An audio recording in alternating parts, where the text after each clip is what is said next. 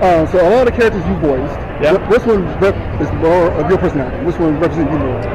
That's tough to say. I like to think there's a little bit of me in all of my characters. Sometimes I have a chance to do kind of a dad type role, and kind of a family guy. Function. That kind of fits me, I think, because where I am in life. Am I being loud? No. Oh. You come here. You don't know what I did. You'll never know. Sorry. Yeah, I was a cartoon skunk, but I also used to be a Green Beret. I can put on stink. I tell you what, you never know what it's like when you're down in the muck. Okay, hold on. I killed Bambi's mother myself. Oh God. Sorry. Killed her myself.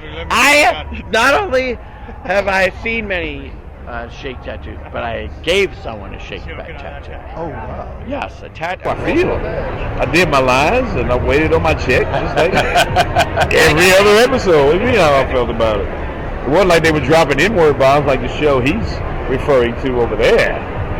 If they were doing that, then I might have an issue. Hey, Dave, hey, now. Now you actually were in college here in North Carolina at Wake Forest. That's right.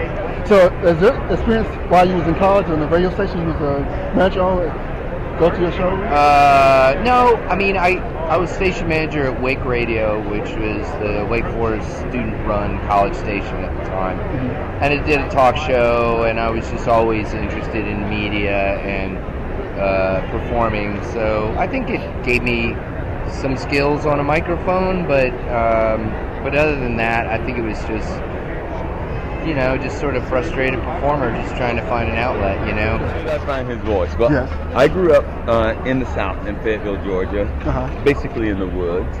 And my daddy used to have these friends who would come by on the weekend, black dudes, older black men. My dad didn't drink anymore, but they still did. And they would just be lazy sounding black dudes who seemed, some of them, not all of them, seemed not to really like black folks that much.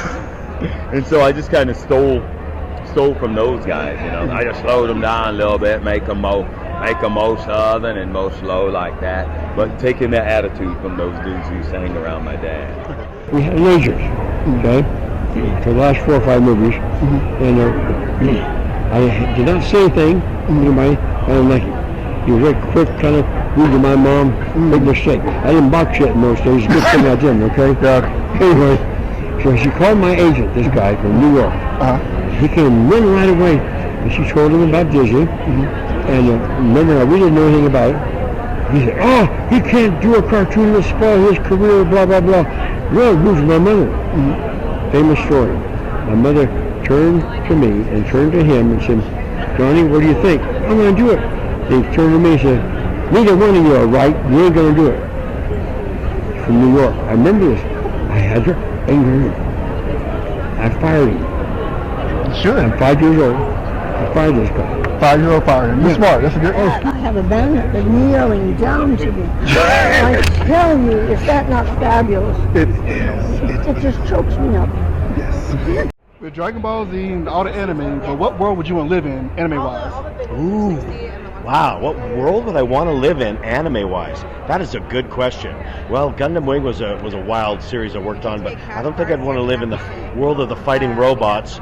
Dragon Ball Z, man, that's a rough world. That's a lot of screaming, a lot of powering up. And if I was a human, I'd probably just instantly be murdered by Vegeta or somebody. So.